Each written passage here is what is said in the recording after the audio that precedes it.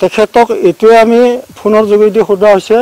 ঘৰলৈ অহা আমি নিষেধ কৰিছো তুমি কি বুলি ভাবিছা ফোনৰ যোগেদি তেখেতে কৈছে আপোনালোকে ৰাইজে যোৰহাটৰ পাছত এবাৰ নিষিদ্ধ কামৰ সন্ধানত ওলাই গৈ পৰ্ণছবিৰ নায়িকা হল অসমীয়া বোৱাৰী ব্লু ফিল্মৰ নায়িকাৰ ৰূপত আত্মপ্ৰকাশ গোলাঘাটৰ বোৱাৰীৰ যিগৰাকী বোৱাৰীৰ নীলা ছবি পৰ্ণ সাইটত ভাইৰেল হোৱাৰ পাছতে পোহৰলৈ আহিল এই ঘটনা এই ক্ষেত্ৰত যে আমি গম পালো ভিডিঅ' আকাৰত দেখা পালো তেখেতে বেকৰ্ম লিপ্তৰ ভিডিঅ' বনাইছে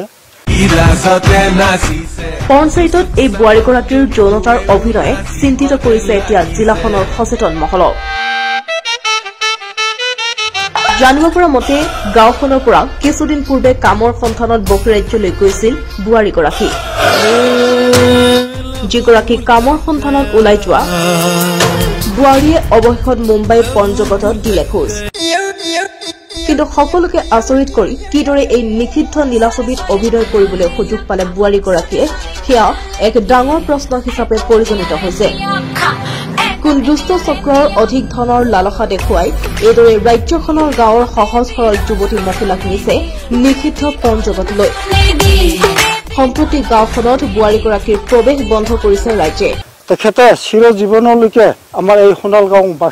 বাসিন্দাত যাতে আহিব নোৱাৰে আমি সম্পূৰ্ণ লিপিবদ্ধ কৰা হৈছে